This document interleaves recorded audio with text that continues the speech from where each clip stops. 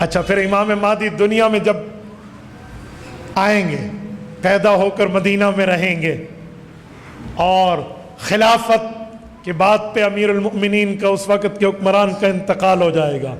لوگ انہیں کہیں گے آپ سنبھالو، یہ مدینہ منورہ سے لوگوں سے چھپ کر مکہ مکرمہ آ جائیں گے، مدینہ منورہ سے نکل آئیں گے، بین الحجر والکعبہ،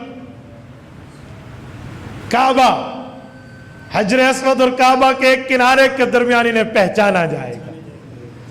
40 ابدالوں کی جماعت ان کے ہاتھ پر بیعت کرے گی، علماء کھچے آئیں گے، ان کے ہاتھ پر بیعت کریں گے۔ بہقی کی روایت میں اللہ کے رسول نے فرمایا تمہیں برف پر گھسٹ کے بھی آنا پڑے تو امام مہدی کے پاس آنا، برف پہ گھسٹ کے بھی، اندازہ لگاؤ۔ احادیث پاک میں کئی ایسی جگہ ملتی ہیں اللہ کی قسم رونگٹے کھڑے ہو جاتے ہیں۔ ان میں ایک بات یہ بھی ہے کہ سفیانی کے لشکر کو جب امام مہدی تحقیق کریں گے اور اس سے مال غنیمت حاصل ہوگا، حضور نے فرمایا میری اس امتی کے لیے بہت بڑی خرابی ہے جو اس مال غنیمت کا حصہ نہیں حاصل کرے گا۔ خیبہ کا اس کے منہ میں تو خاک ہے، اندازہ لگاؤ ان کی طاقت کیسی ہے، ان کے اوپر اللہ کی رحمت کیسی ہے امام مہدی پر۔ اچھا، مدینہ طیبہ سے مکہ آئیں گے، یہاں پہچانے جائیں گے، ان کے ہاتھ پر بیعت ہوگی، عمر اس وقت 40 سال ہوگی، 40 سال ہے، والد کا نام عبداللہ ہے، خود کا نام محمد ہے، علماء سیرت نے لکھا ہے والدہ کا نام آمنہ ہے، مجھے اس کا حوالہ نہیں مل سکا والدہ کے نام والا، لیکن میں نے پڑھا اور سنا علماء سے بہت ہے، لیکن باقیوں کا حوالہ میرے پاس ہے، اس لیے میں اس کی بات حوالہ کر رہا ہوں۔ تو ان کے ابو کا نام تو عبداللہ اور خود کا نام محمد لقب مہدی ہے، اور یہ پھر جہاد کریں گے اور لوگوں سے معاملہ ہوگا، 3 قسم کے لشکر ہو جائیں گے، کچھ ڈر کے بھاگ جائیں گے، اور فرمایا رب نے ان کی توبہ کو قبول نہیں کرنا، اور کچھ شہید ہو جائیں گے، بدر و احد کے شہداء کا ثواب ملے گا، اور جو باقی بچیں گے وہ فتح یاب ہو کر جھنڈے فتح کے گاڑیں گے۔ 7 سال امام مہدی یوں گزاریں گے، قسطنطینیہ پہ حملہ ہوگا، فتح حاصل ہوگی، اسی اثناء میں پتہ چلے گا کہ دمشق آئیے، دمشق آئیں گے، ملک شام کی جامع مسجد اموی میں موجود ہوں گے، اس وقت فرشتوں کے کندھوں پر یوں ہاتھ رکھے حضور نے فرمایا لَيَنزِلَنَّ ابن مریم فیکم، حضرت عیسیٰ علیہ السلام کو اللہ زمین پر بھیجیں گے۔ اس وقت جب دجال نکل چکا ہوگا اور اس کا بڑا فتنہ ہوگا، دجال اکبر اس امت کا فتنہ اکبر ہے، بہت بڑا فتنہ ہے، تبھی فرمایا جمعہ کے دن سورۃ کاف پڑھا کرو، آپ پڑھو گے آپ فتنہ دجال تک محفوظ ہو جاؤ گے۔ جمعہ کے دن میں سورۃ کاف ضرور پڑھنی چاہیے،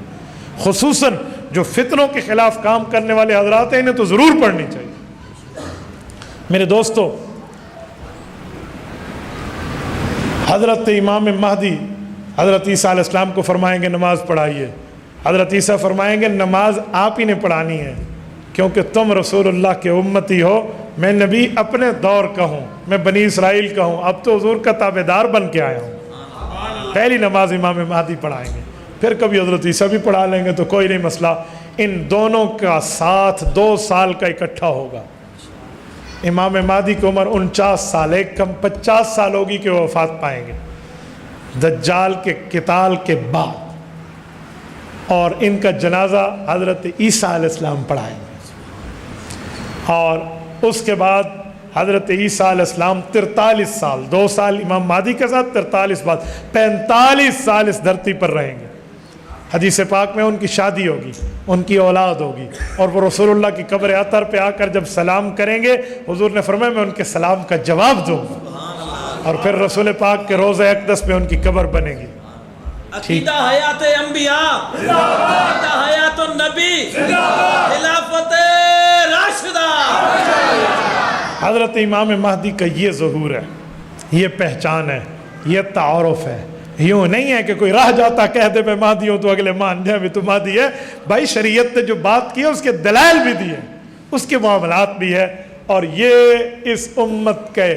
بہت بڑا احسان کا زمانہ ہوگا کہ جب یہ دنیا سے رخصت ہوں گے، ملت اسلامیہ کی ایک حکومت ہوگی، حضرت امام مہدی اس وقت حکمران ہوں گے، پھر حضرت عیسیٰ کے ہاتھ میں انتظام و انصرام آئے گا، احادیث پاک میں ہے اتنا امن ہوگا کہ مسلمانوں کے بچے ان موذی جانوروں سے، سانپ بچھوؤں سے اگر کھیلنے بیٹھ گئے تو انہیں ڈسیں گے نہیں، اتنا امن ہوگا۔ اور یہ امن یا خلافت راشدہ کے دور میں رہا ہے یا حضرت عمر بن عبدالعزیز کے دور میں رہا ہے کہ بھیڑیا اور بکری ایک گھاٹ پہ پانی پیتے تھے، ایک گھاٹ پہ۔ اور ایک دن بھیڑیا بکری کو اٹھا کر گیا تو انہوں نے کہا اللہ رحمت کر، عمر بن عبدالعزیز فوت ہو گیا۔ کسی نے کہا جنگل میں بیٹھے ہو، تمہیں کیسے پتا وہ فوت ہو گیا؟ کہ اتنے سالوں سے وہ حکمران ہے، کبھی بھیڑیے نے بکری کو نہیں اٹھایا، آج اٹھا لیا تو پتہ چلا عمر بن عبدالعزیز دنیا سے چلا گیا۔ یہ زمانہ پھر لوٹے گا، یہ زمانہ لوٹے گا۔ اور حدیث پاک میں ہے مال کی اتنی فراوانی ہوگی، لوگ زکاتیں اٹھا اٹھا کے گھومیں گے، منت ترلے کریں گے، وہ زکاتیں وصول کرنے والا دھرتی پہ کوئی نہیں ملے گا، بہت مشکل سے کوئی ملے گا،